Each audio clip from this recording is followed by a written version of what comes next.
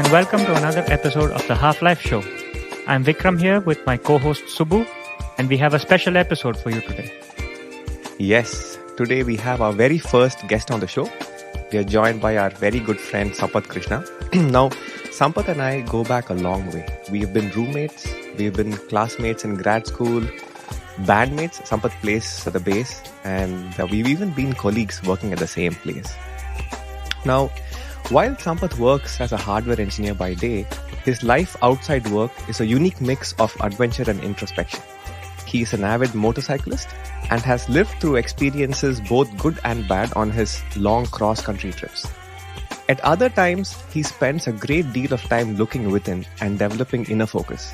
Today, we have him on the show to discuss the what, how, and why of his lifestyle. Okay, Sampath, welcome to the Half-Life Show. Hey guys, thanks for inviting me, I guess. Yeah, being the first guest is definitely no pressure there, right? I heard your last podcast. I think it was the book club. And I have to say one thing, that after my dad, if I want to listen to anybody reading me bedtime stories, it'll be Vikram. That is really soothing, I have to Why say. did I put you to sleep? No, it was, I think the way you kind of voiced the whole story, it was quite nice. The Yeah, it was very reflections soothing. and everything. Yeah, I should ask you to record a few and then send it over. ASMR, right? I mean, there's a whole category of these videos on YouTube called ASMR, which people, it's just sounds of people whispering and airplane noises and things like that, which really soothe one part of the brain and really put you to sleep. So it looks like you have a future in ASMR, Vikram. Okay, we'll start a new Half-Life Show section where you can come and we put you to sleep. You can go to bed listening to our podcast. Say the most boring things ever. So since you brought up the last episode, can we take this moment to I want to do a quick follow-up. I mean, the negative Nancy that I am, I turned that whole book into such a depressive episode, right? I mean, I think I turned it into a negative experience in a way. So after this episode, one of our friends messages us and tells us his takeaway. He gives us an alternative ending that he thought of. And this guy is an eternal optimist. Vikram, do you want to read his message? Sure, why not? So he says that the alternate ending for the book that he's going to give is like the old man spends a quiet day on the stump and then returns the next day with his grandchild. And then they take the last twig growing from the stump and they graft it to another apple tree nearby. And the ending scene is the old man watching the grandkid playing under an apple tree. And an old man returning to a state of contentment he has had as a child and which he never had since until now. Oh my God, man. That guy breaks my heart. It's redemption. That is It's incredible. the giving tree with redemption. That's just so beautiful that he saw that in that. And I kind of felt like I was such a negative Nancy. What do you got against Nancy? But yeah.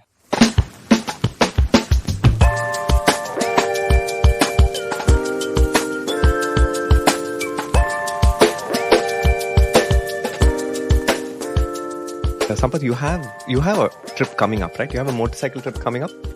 Yes, I am planning on a trip to the Arctic Ocean. It's on the Canadian side, actually, and I'm planning to do that this coming summer when things are a little bit warmer up north. The plan is to ride motorcycles all the way up, take a dip in the Arctic Ocean, turn around.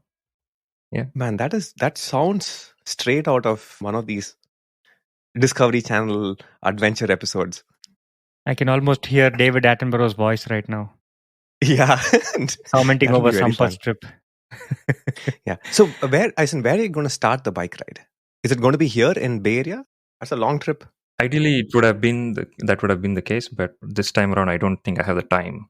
So I'm on a time crunch from work and other commitments. So I just have maybe, I think, about 2 weeks of window. So I might squeeze what I can out of this, and that might squeeze out the ride from Bay Area to Canada, for example. So I might just truck my motorcycle to British Columbia and then join up with my friend there and then ride all the way up to the Arctic Ocean and back, actually. I'll drive a few days in advance, get there and set it up, make sure everything's good. My buddy up there is pretty good at fixing and setting up motorcycles. So Yeah, I'll do my best, but then it's good to have somebody more experienced to take a look at it before the long trip. What is your current ride? What will you be riding on this trip? Well, I just bought Triumph Tiger 800 XCX. I think it's a 2017 or a 2018 model. I don't remember. I should be knowing these things. But then, yeah, I just got it a few months ago, and it was the used motorcycle market in this country is crazy. You'll find people buying all these nice motorcycles, setting them up, and not really riding them, and then just selling them so that they can buy another one to set up. So I can benefit of all that work. So yeah, I got this one. It's pretty much set up for adventure. It has everything: aftermarket foot pegs and tunable suspension, extra mounts for carrying gas, windscreens, and whatever you want to call, right? I mean, whatever you need on a long trip like this. He even gave me spare tires, so I don't need to buy new tires. So I just put off-road tires on them, and then I'm off to go. Is this the maiden voyage for this Triumph motorcycle? Yes, it will be. I do plan to make some small trips, maybe a small like weekend trips before I take off on the big one. So just to check out all the issues from it if it has any. I don't think so. These bikes are built pretty good. And this is definitely not your first trip on a long bike ride. Is this, what do you say, is it your fifth trip, or how many have you done of these things? Gosh, I don't think I've counted them. I haven't done so many that I can't count them. I'm sure I can count them, but I don't know the number, and it might not even be the longest trip I've done so far. That is for sure. But this is not the first time you're going up north, right? No, actually not. This is actually it's almost like a revenge mission. It's funny. I was just watching the Avengers movie, so I feel like an Avenger almost because I need to go and avenge my previous failure. So I took off on a solo ride from the Bay Area to Alaska and back. Well, my plan was to come back with the bike. That didn't happen. So actually, the plan was to get to the Arctic Circle, basically hit this place called Prudhoe Bay. I think you go through the Dalton Highway, which is an oil road almost on permafrost. It starts off from Fairbanks and goes all the way up to Prudhoe Bay. It's one of those very sought after destination rides for motorcyclists, adventure motorcyclists. Everybody and their grandmom have done it. So it's nothing unique. It's nothing new. It still has a challenge aspect to it, because you're sharing the roads with these big oil tankers. They're blowing dust, and they don't have any real mercy for you. You just like annoy pesky annoy mosquitoes. Yeah, motorcycles. Right? Yeah, it's like get out of my way. You pretty much have to slow down and let the dust settle, and then move on. Well, I mean, I say that as if I know it, but I don't, because I never got to that part of the ride. I ended up having an accident just the day I entered Alaska from Yukon. And it was bad enough that my bike got totaled and I had to basically go to ER. And thankfully, no broken bones. The nurse said, "Yeah, you bounce good." I want to know more about what happened with that accident. I want to know, because you're probably in the middle of nowhere, right? Because I'm guessing that even if you crash in the middle of nowhere, it's not like you can call 911 and expect someone to show up in a couple of minutes. Yeah, I mean, that's the beauty of happenstance. Actually, I'll tell you. I made my way up north from Bay Area in good time. Actually, I met with some friends and family on the way. I took a longer break in Vancouver. I had a distant cousin who lived there, and spent a couple of days just recharging myself, and then pressed on further north and went through beautiful British Columbia. It's really, really pretty, no matter what time of the year you go, I'm guessing. I'm not much for cold, but I guess if there is a place you want to brave cold, it's probably British Columbia. And then I crossed into Yukon. And Yukon is also very pretty. It's the stuff of the legends almost, right? The weather got real bad, and I had to hole up in Haines Junction, which is one of the towns in Yukon, actually on the Canadian side, of course. And I had to wait out a storm there for a couple of days. And I had come to the point where I had to decide whether I need to continue or turn around, because if the storm abates, yes, great, I can go further up north, but then I could get stuck if the storm comes back. But I had almost decided to turn around when there was a sudden break in the weather, kind of tracking it with the help of my friend. And I found like we had a window of like 5 days. So that's plenty. I can make a run to Alaska and then come back. And so I did that. I took off, I left Haines Junction, and then I got to the border. And then as I was getting close to the border, the US and Canadian border. I roll into the small town, which is probably like 3 buildings, but a big board saying the westernmost town in Canada. And it has one gas station, one motel, one gift shop, and that's it. And I stopped there for lunch and went to this motel, and it's run by a old Punjabi uncle, and he was quite warm. He helped me out, made me some breakfast and or brunch actually, and told me about all his stories from how he's been on the Canadian government payroll for 30 years, and now he's retired and he's moved to this small town. So that was quite interesting to meet him there. But yeah, and then I moved on and I crossed over into this place called Tok. It's in Alaska. It's about 4 hours from the border, but it's quite beautiful. It's very nice, huge lakes, I don't know, glacier lakes filled with icy cold water from the runoffs, and beautiful big mountains like chocolate brown with white ice frosting on it. So I could only think of Black Forest cakes at that time. So that's what it looked like to me all the time. So yeah, you cross in, and then I got to Tok.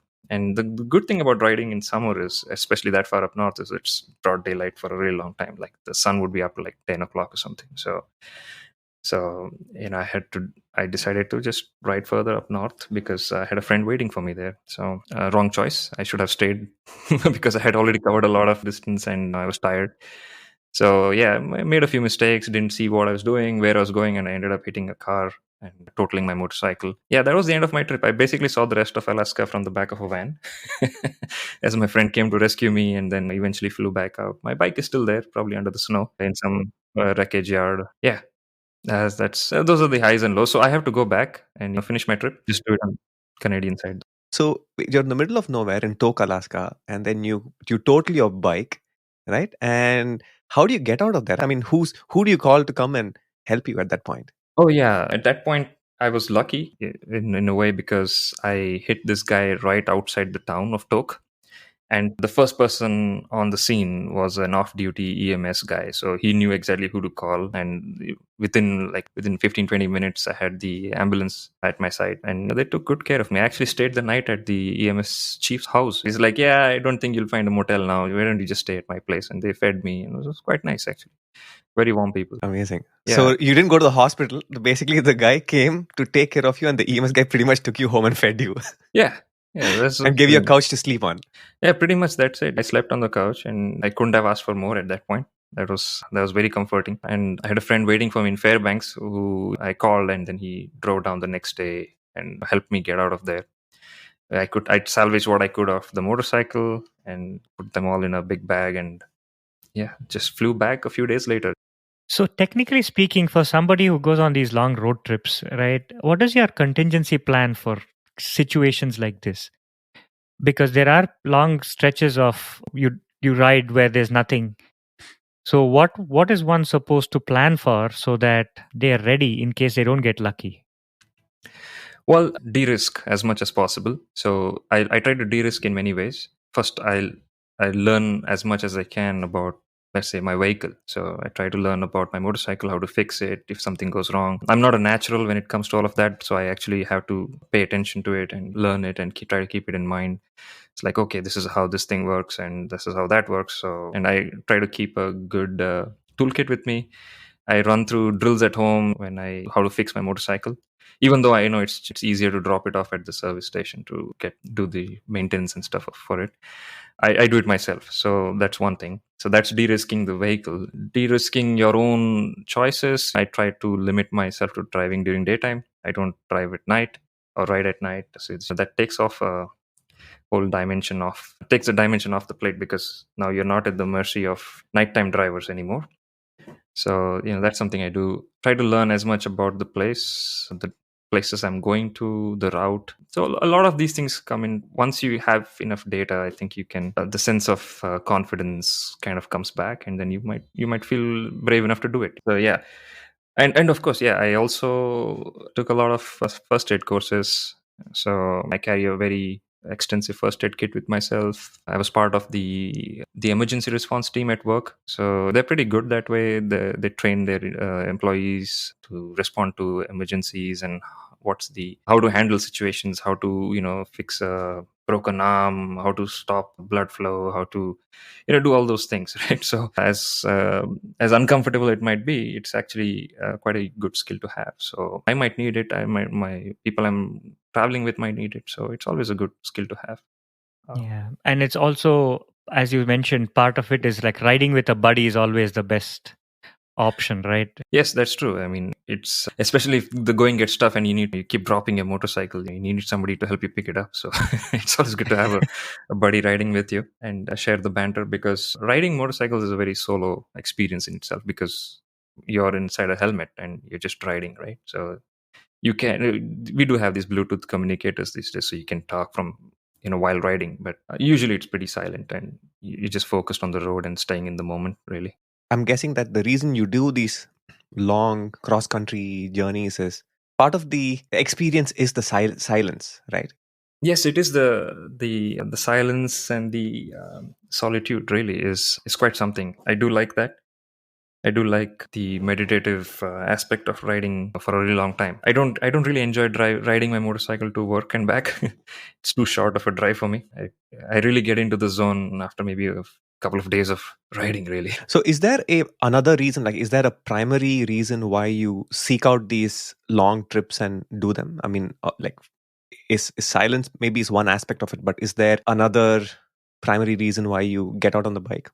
I mean, is it the accomplishment, or I mean something like that?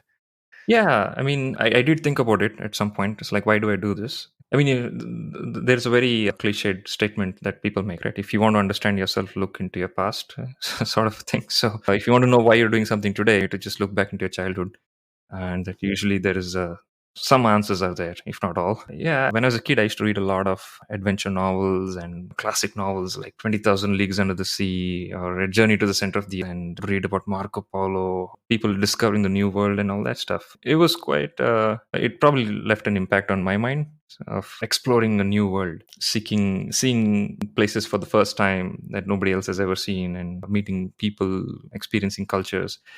Of course, these days that is all, it's just a fantasy. You don't have that anymore because you can sit at home and watch everything on YouTube. So at some point I was kind of dejected. It's like, what the hell, man, everything's explored, I have nothing left to do. But then I realized that everybody else might have seen it, or somebody must have seen everything, but I have not seen it myself. Find out. I mean, because I remember listening about Yukon and the Northern Territories when I was much younger, in all these National Geographic videos that used to show up on National Channel.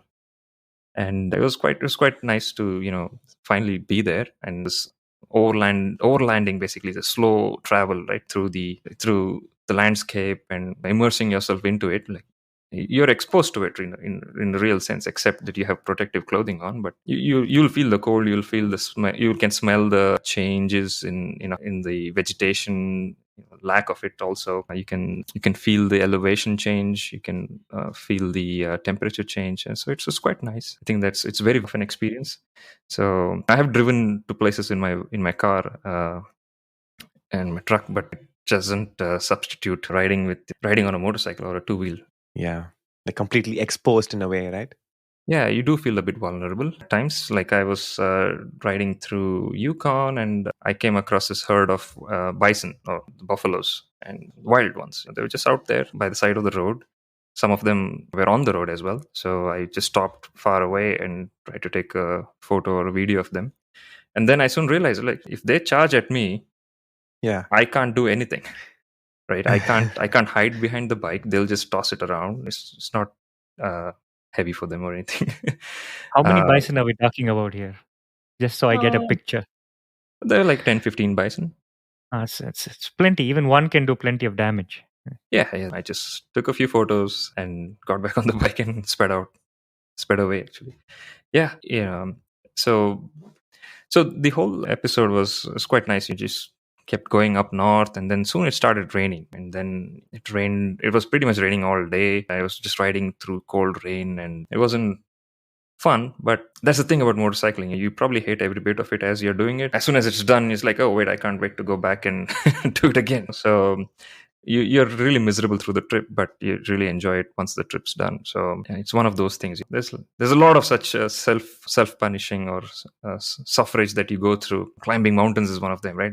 I'm absolutely sure that climbing mountains covered in snow and doing all of that is not fun when you're in it. So, but it's the thrill of it. It makes you stay very focused, be alive, I guess, in a way. So yeah, that's one aspect of it which is quite exhilarating for me. These days, like with Google Maps, it is very easy to overplan your trip, right? I mean, for us civilians who typically go to say Hawaii or go to some cushy destination, or go to say France or Italy or wherever it is, most people typically plan the heck out of the trip, right? You exactly know where you're going to land. You've seen these Google Street Maps, and you know how the front of the hotel you're living at is going to look, and you have all of your cabs and trips and everything else booked much ahead of time. And when we look at just our parents' generation, right? I mean, just maybe a short 15, 20 years ago, traveling to a new country was not so easy. Like you would just land there and you have to sort of figure it out. You have some sort of an idea, maybe you may have read it in some books, but there is no internet and there are no blogs to go and read where someone's spoken about their experience. So do you think that, like right now, since you can plan the heck out of your trip, is it taking away from the experience? I mean, do you plan the heck? I mean, in your case, I understand if you want to plan your trip because I mean safety is like a thing, but generally what do you think? Yeah, I mean, there is people get off on planning as well. I mean, a lot of people just plan and don't execute, and they don't enjoy executing as much as they enjoy planning. That's a real thing these days, unfortunately. But yeah, I used to plan. I used to plan quite a bit because I didn't know how else to travel. But these days, I don't plan. I just have a general outline of what I want to do. And how maybe the route would be and all that stuff, but I like to leave chance. I like to give chance an opportunity. Give chance a chance. You give chance a chance. Yes, I want it. And it has so far worked well. I mean, there's the illusion of control that we have. It's hard to give that up. So, but I did give it up on a few of my last trips, and it was quite nice. And it didn't make the trip any different from before. It was just that the veil has lifted. Can I argue that it actually improves your quality of your trip because you're not on an agenda? Because once you create a highly planned trip, you're always thinking of, oh, I have to get to this point by this day, like according to my plan and stuff like that. But when you kind of go a little bit more open, it opens up your experience to be nicer. Yeah, definitely. You don't have any expectations anymore. And the key to enjoying anything is having almost low to no expectations, really. And then everything will exceed your expectations, Yeah. so you'll enjoy it. And part of traveling is things go wrong, right? I mean, landing up in ER is kind of the worst case scenario, but you could go wrong in many places. Like even if you're flying, you could miss a flight, or you're delayed, you're stuck in traffic, whatever it is. There's so many unknowns in a travel agenda one can have. But if you don't have a rigid plan, you have to stick to those things. May not annoy you anymore. You take it in the stride of, this is how traveling is. I may make it to the flight, I may not. If not, maybe I'll spend the night at the chief of emergency response, his house. It's fine. Yeah. I mean, I think in my limited experience, I would like to think that there is a distinction between a tourist and a traveler. I know it's all semantics, but there is. I would like to think that there is a distinction. And I think of myself more as a traveler than a tourist. I'm not necessarily out there to see all the sights and stuff. Yeah. So for me, the whole like start to finish is the point, right? Not like just the few moments in between where you get to see certain places and take a selfie with them. I tried. Actually, I've never taken selfies. Man, that's such a fantastic thought. Yeah, don't be a tourist, be a traveler. Yeah, journey before destination. If I have to quote the popular quotes of today, isn't it part of the Brandon Sanderson saga? Only you read that garbage. Hey, don't go judging my book choices. Oh, yeah, man. I mean, the thing with that is that it never ends, right? I mean, you are always a traveler. You'll be a tourist once in a while, but traveling is forever, right? You just travel through life as well in the same fashion. It just doesn't end, really. That makes sense. Actually, framing it in that way makes a lot of sense because just displacing yourself from your everyday life, right? I mean, you have your surroundings, there is a city where you live and work in, and just moving your body from there to a different city makes you feel a different way, makes you think different thoughts. And if you travel long enough, I mean, for the whole journey of the travel, you're sort of experiencing a different self. Yeah, yeah. I would like to quote a phrase I read. I was in Truth or Consequences in New Mexico a few weeks ago, and I was at a outdoor outfitters or something of a store like an REI or something, a local store there, and they had this beautiful phrase on written on top of the changing room. It said, "Life begins outside your comfort zone." So I think I remember that, and yeah, it kind of the more you move, the less you're in your comfort zone, the more uncertain things are, and the more fluid things can get, and that does make it seem more interesting and fulfilling, if you will. I don't know. It depends on a mindset you have, really. Sometimes that might not be what you want, but it definitely at least makes you feel more present because you are facing something that is not routine. And routine does have this quality of making you complacent and forget the, like, how do I say this? You forget the fact that the moment is all that you have, really, and you start leaning on the past and the future a lot because the routine is not interesting enough sometimes. How long have you been doing these motorcycle trips right now? Like, Yeah, this would actually mark my 10th year since I started doing this. It doesn't seem like a lot, actually, come to think of it.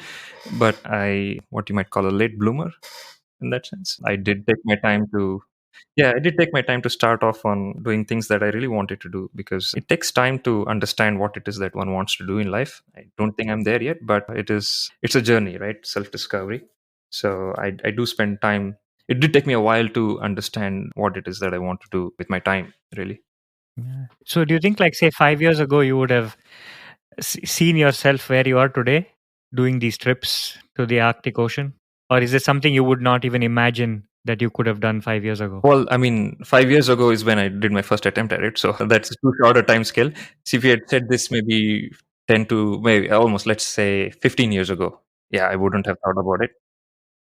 So Vikram, hear this out, okay? So I really got to comment Sampath on this one. See, let me answer your question, basically. When we were roommates like 10 or 12 years ago, every weekday night we would have a busy day of work, right? And we would come back home, and every day with dinner, Sampath used to sit and watch these two documentaries. So there are two documentaries. One is called Long Way Round, and the other one is called Long Way Down, where these two bikers, one of them is this popular actor, Ewan McGregor, who plays Obi-Wan Kenobi in the Star Wars, right? It is him and his buddy who take two bikes and they document their whole trip. The first documentary is called Long Way Down. So they start from wherever they're in Scotland or somewhere and go all the way from Scotland down into Africa to, like, I guess Cape Town or South Africa or somewhere.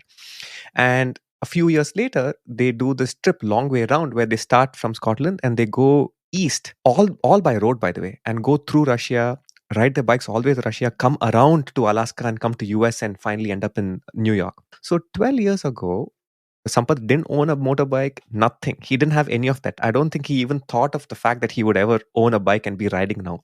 But every night he used to sit and watch these two documentaries for months.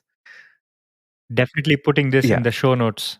I might watch It was them incredible myself because now. all that I did, I was basically sitting there and eating curd rice and watching along with him, right? I mean, it was good entertainment factor for me, but this guy was that documentary was affecting him in a completely different way because 10 years from then, he sort of sought after his goal and he's been able to get his feet more than wet.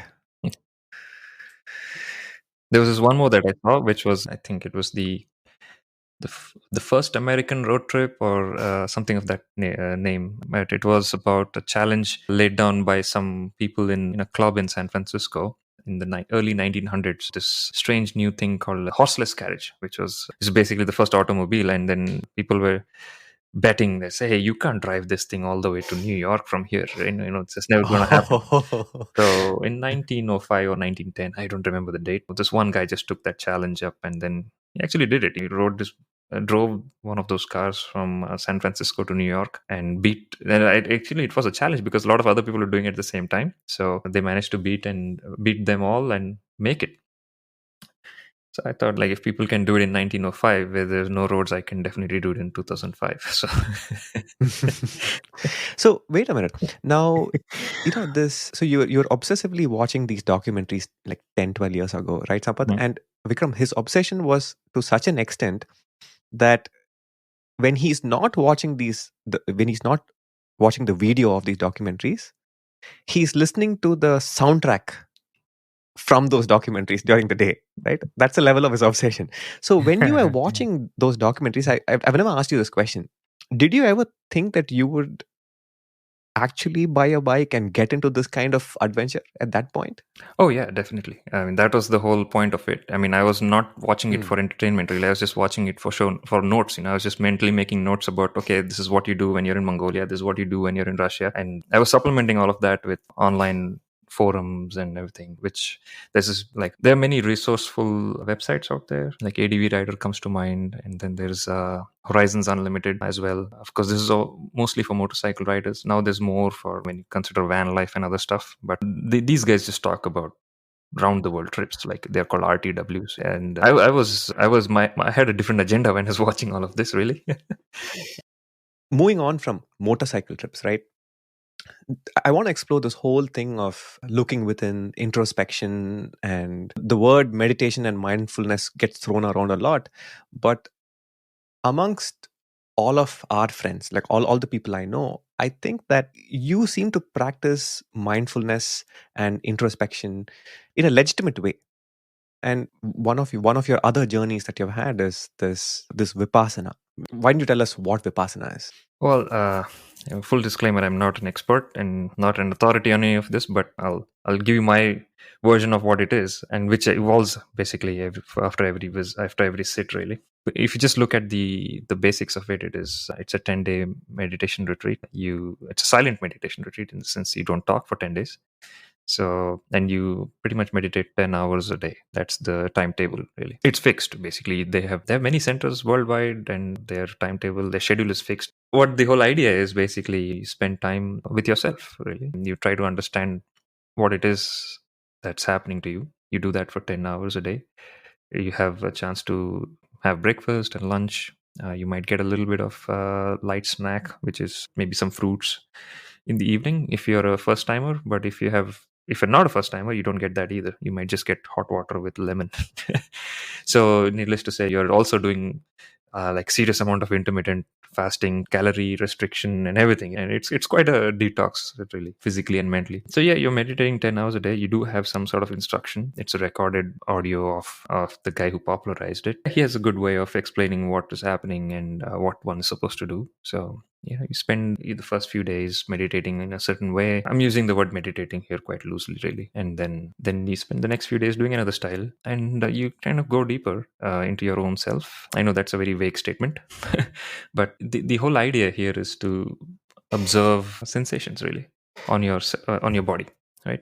The reality that we perceive is just through these sensations. It's a sensation of light, sensation of smell, sound, and you get all these feedback from all the senses that we have, and then you construct your reality with it. And how I perceive reality may be very different from how you perceive reality. Subu, I know you're colorblind, well, sort of, at least for a few colors. How I see the color red might not be how you see color red. And which is actually true in this case, maybe. But for Vikram, you and I would probably see things differently. But we have agreed on that, hey, this color that we see is red, right? So I mean, this whole, and then we get lost in this reality, or the so-called reality, and then we keep adding to it layers upon layers, and soon we don't know where we are. And then, I mean, if it was all good, then it's great, right? But we still struggle. We still have this conflict and feelings that we want, that something's not right, right? What I did was I probably went the other way, went inwards to figure out what's not right, what's happening. And Vipassana is actually a great way of doing that.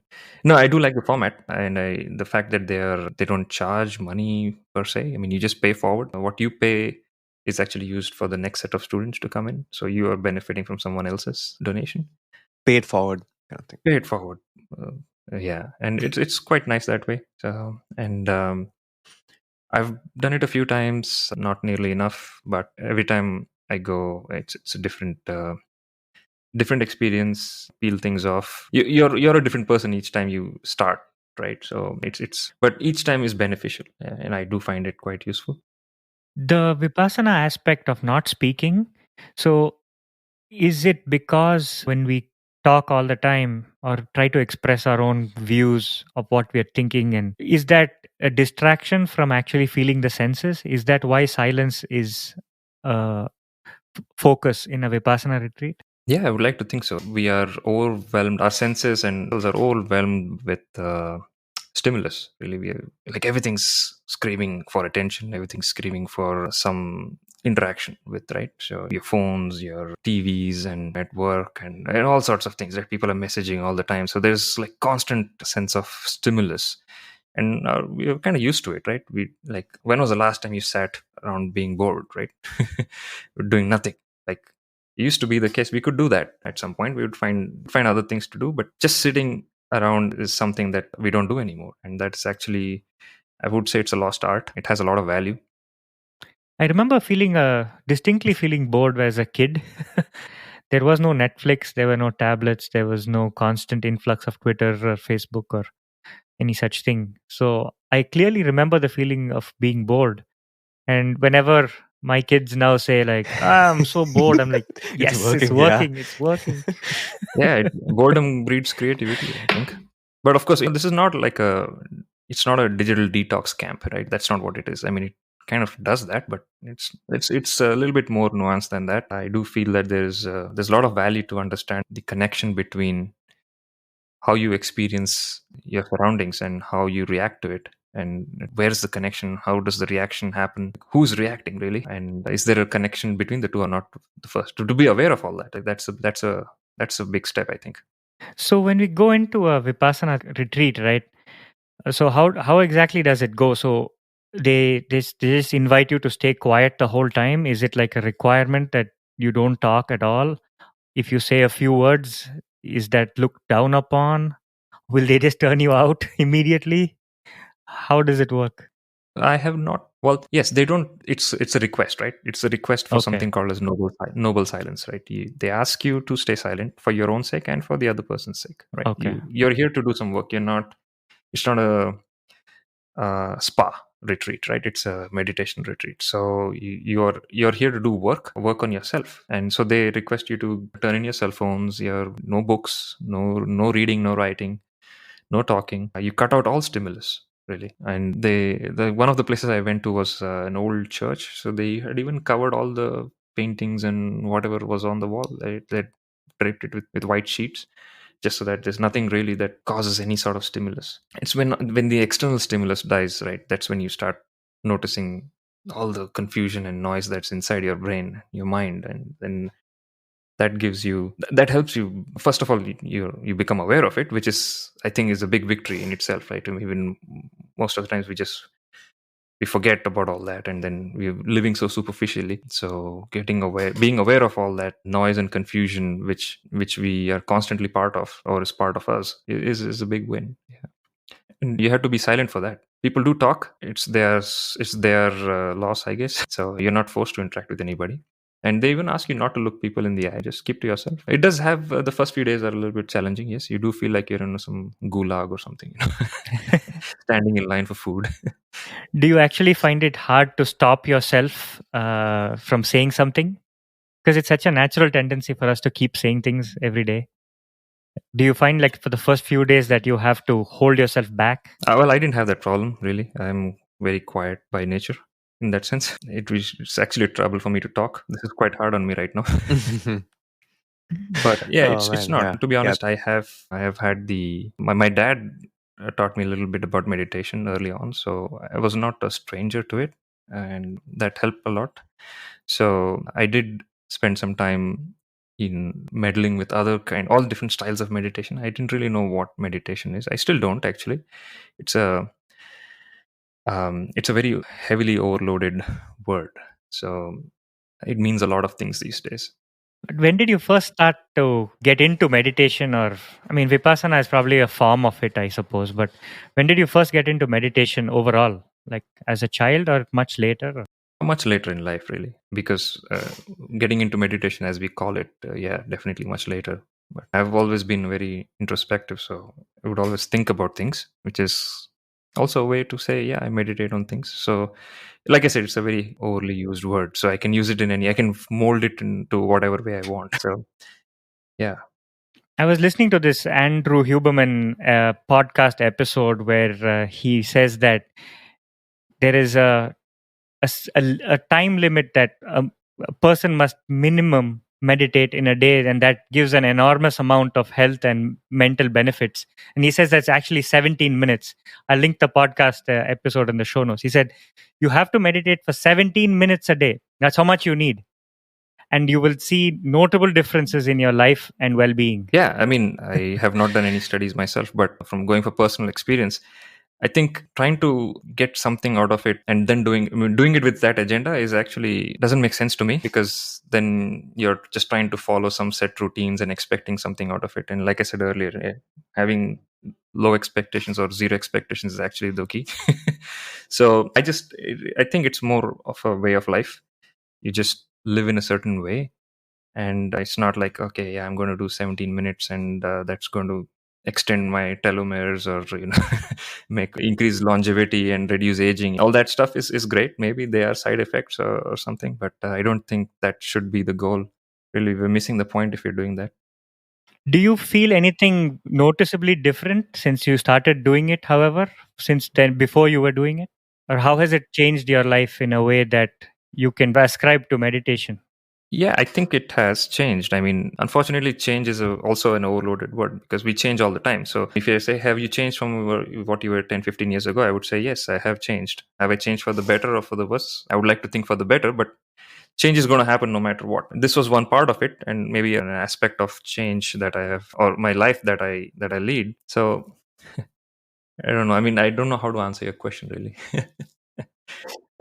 I would like to think it has changed, given me more access to myself. I certainly believe that we are conditioned beyond beyond belief, really. I mean, we are so conditioned that it's hard to get rid of all the conditioning, no matter what you try. And maybe in the end, it's not even about getting rid of conditioning, really. Yeah. Because that may not be the point at all. So, and I do spend some amount of time trying to understand when my reaction and my interaction with life is conditioned or not, right? I mean, where is it coming from? Where is it coming from? Where am I coming from, really? What is my goal here? What's my intent with what I'm doing? You really do that. So, what is an example of a conditioned reaction in life, for example? What would you say you're Oh, looking well, for? I have, let's say, been labeled as a shy child. It's like, oh yeah, he's quiet. He doesn't really speak much. So it's like, okay, oh, I'm supposed to be quiet. I shouldn't be speaking much. So when I'm in social settings, I might not be speaking much because, well, that's how I'm supposed to be, right? So I'm stopping myself from doing certain things. So that's how we are, really. I mean, we've all been to school, we've all behaved in a certain way, and we get feedback, for sometimes positive, sometimes negative. So if you get negative feedback, you stop behaving in a certain way. You get positive feedback, you behave in that way. So we use that to form our own images of ourselves. That's the way we are, really. Yeah. That's a good lesson for a parent, actually. While you think something to watch out for as you raise a child. Sometimes you don't do it on purpose, right? As you watch your child growing up, and if you notice certain shy tendencies in that person, in that child, I think you got to watch out, and not try to, like you say, not try to discard some stuff and try to sort of unintentionally label your own child, right? You're explaining it away because based on a certain impression that you have, and the child hasn't developed this impression, but you're turning, at some point the child is going to grow up and going to understand what you're saying and sort of imbibe it and say, oh, my parents think this is how I am, and maybe this is how I am. So I have this question that Vikram asked about, hey, Sampath, you've been through these introspective journeys, and do you notice a change, right? I have a conundrum associated with that. I want to know what you guys think about this. Okay. Generally in life, there are certain events that are typically considered life-changing experiences, like say having a child. It's like a new beginning for you, or say like a loss of a loved one, or something like the very first time you go to a Vipassana retreat, right? A 10 days of silence. You've never done something like that in your life. So situations like these are supposed to be profound moments, right? I mean, and when those moments happen, you experience these feelings which you've never experienced before. You experience these sensations which are absolutely new. You're sitting for 10 days and just submerged in your own thoughts. Now, at the moment when a life changing experience like this happens, you I do feel a certain change in myself. I do feel a sense of realization. I kind of feel like, man, I've grown up in life. This experience has changed me. But my problem has been that this feeling of realization, this feeling of change you experience in yourself is always short lived. Like within a couple of weeks, say if I were to go, so, Sampath, you've invited me to this Vipassana retreat many times, and I always politely decline, saying that I don't think I'm ready for it, right? And one of the reasons I say that is because I feel like I may feel different. I may have these realizations when I'm there, but a couple of weeks later, when I get back to my usual routine of life and I get back to the usual elements which stress me out, or the usual day to day happenings, I just revert back to my default state. I just come back to my usual foolish self, right? I mean, so when I'm in this 10-day meditation retreat, I may feel like, okay, you know what? I know how I should live my life. That's what I come back with. But 2 weeks later, it feels like a distant memory. And I just get back to my usual selves of just letting small things at work stress me out. And it's as if I never went to Vipassana. I mean, nothing really came out of it. Do you have any thoughts on that kind of a thing? Reverting to a default state?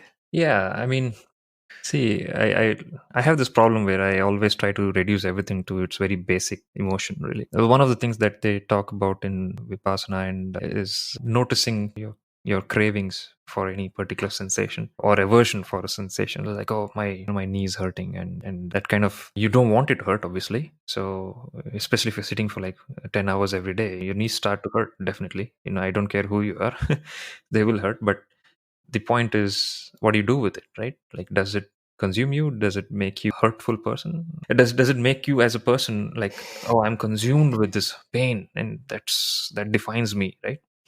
So that's, that realization is actually quite profound. And that is, so once you have, it's like what they said, once you've peaked beyond a certain boundary, you can't unsee it. I mean, you can't unsee certain experiences. So you don't bring with you the equanimity and the calmness that you had in those 10 days and say, okay, yeah, that is what I should aim for. No, that is not your carry away from the whole thing, really. What you need to, what you're really carrying away from this whole experience is the understanding of how your craving and aversion really works, right? So, and applying that to the moment that you're in, right? And that moment might be, let's say, when you're back a week or so later, like y- the afterglow. So if you if you of an experience like this, sure, it's great, and you'll be very zenned out, and it's not going to last. Nothing lasts. Like, that's another thing that you learn. Like, everything is ephemeral, right? There's it just, a sensation rises and it passes away. You can hold on to it for a while if you want, but it's going to go. Things change. So everything comes and goes, and that the realization of that actually helps you with understanding cravings and aversions. Like, even cravings and aversions come and go. So if at any moment in time, let's say 2 weeks after you come back, you're hating the situation at work, I mean, the realization that this is not permanent and it's ephemeral too is actually more important than the lost feeling of zen. You're not going to feel zen like all the time. No, that makes sense. So basically, what you're saying is that the idea is not to, if you're expecting these events to cause a permanent change in you, you're saying that you're expecting the wrong thing. Nothing creates a permanent change. And if you take something like a Vipassana silent meditation retreat, for example, the whole purpose is you go there, you think about yourself, and you come back with tools that will help you deal with daily life. So if you're a very angry person, it's not like you're going to come back from a 10-day retreat and experience no anger. It's just, yes, some stuff in life is going to trigger you, but you just have new tools to deal with this anger. And maybe you won't be as miserable as you were. Yeah, I mean, the simplest thing would be just a realization that, yes, I am an angry person. and that itself is Mm. quite calming. It's like you're not fighting the anger. Or maybe you Yeah, will you're not learn fighting about your yourself triggers. anymore. You're Yeah. not fighting the fact that why am I angry? Why I'm not supposed to be an angry person. No, okay, you're at peace with who you are. It's like, yeah, I am an angry person. I do get angry once in a while. That's about it. If there's somebody who needs to be said sorry to, you do that. Yeah. Yeah, it's a good example, actually. This is a good discussion we are having because in our previous podcast episode about the 4 light bulbs, at least one of the 4 light bulbs that I listed out was actually introspection. So our whole discussion today has given me a lot to think about, that's for sure. You know, you do have a career, you have motorcycles, you have other interests like retreats. How do you find time to do all of this stuff? That's a good question. I think I've spent a lot of time doing a lot of things, and I it seems like a lot, but I have spent a lot of time doing these things. So if you compress it in few sentences, it seems like I shouldn't possibly be having all this time. But I do have the time because I try to cut out other things from my life that I don't really want to do. I try to just keep it focused and on the things that I like, the things that resonate with me. So yeah, and well, I try to keep the boundaries between work and my life separate. I try to switch off from work as much as I can, so it doesn't linger into my personal life, and I'm able to extract more out of my time. Really, if the more focused you are, the more value you get out of something. So when you're actually working, you're in it, right? You're in work mode and not elsewhere. And when you are out of work mode, you're out of it and you're now focused on whatever else you want to do. I'll agree with the latter part. I'm not sure about the first one. Yeah, I mean, it's Oh hard. I man, think it's not incredible. it's an ideal state, right? Really, like it would it's a almost like a very fantastical idea of being able to focus and compartmentalize at will. Really, I don't think it happens. Not to me, at least. I would really like to get there.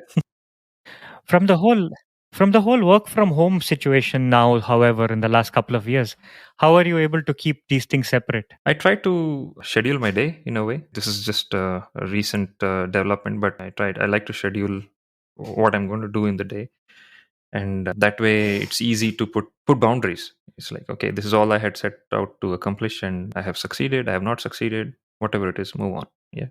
So I try to do that.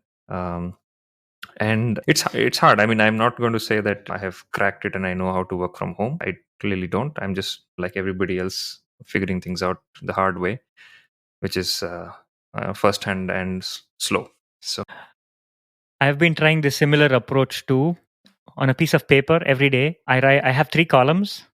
One is work, one is personal, meaning what I would like to do, and one is like a general column, which means it includes household chores and paying bills and whatever else we all have to do as adults.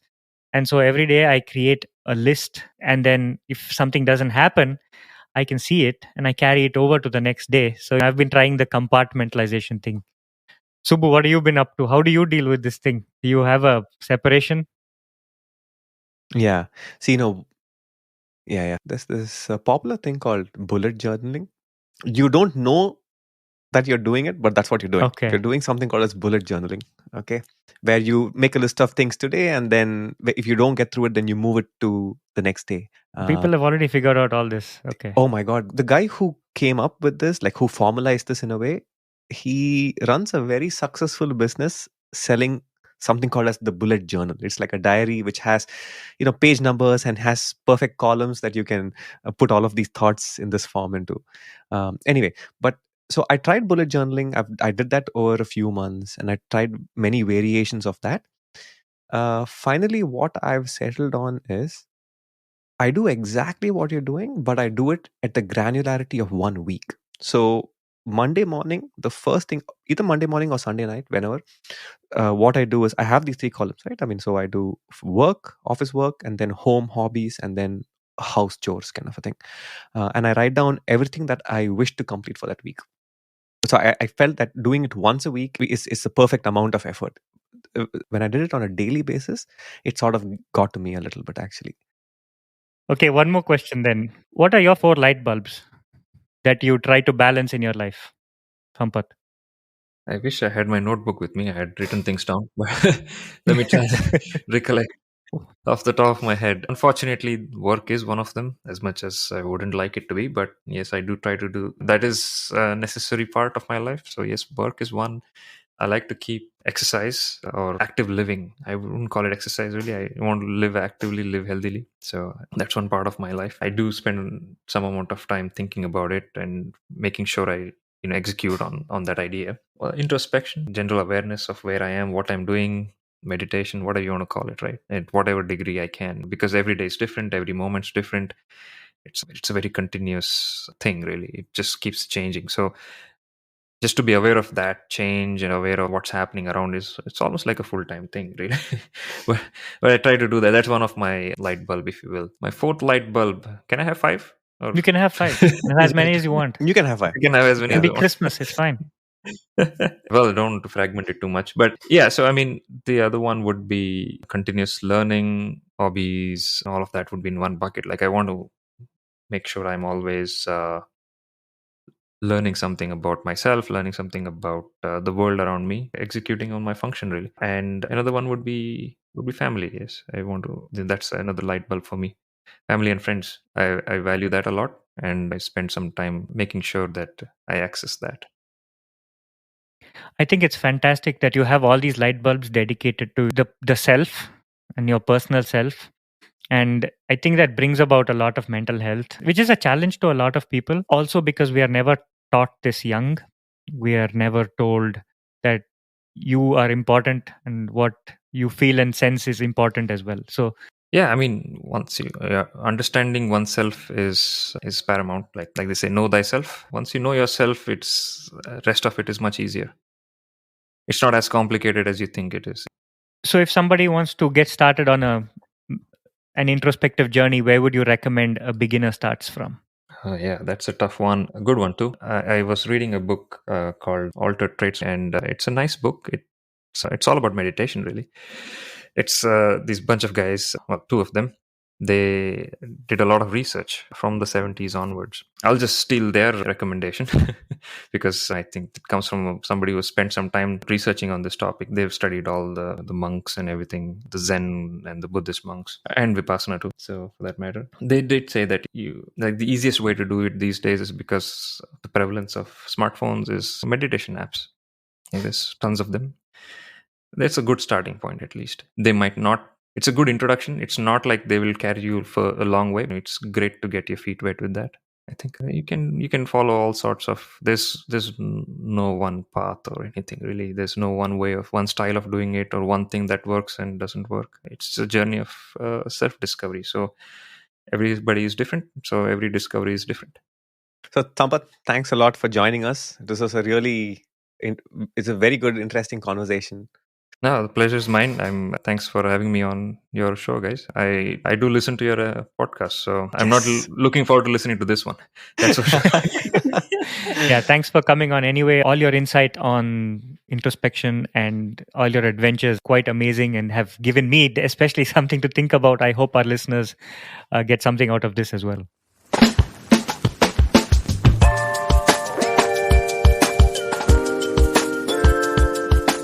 So, all right. Thanks for listening to another episode of the Half-Life Show. You'll find all the show notes at www.halflife.show. And you can also look us up on Instagram at halflife.show. And if you have any thoughts, suggestions, questions, or comments, just slide into our DMs and send us a message. We would love to hear from you. Thank you.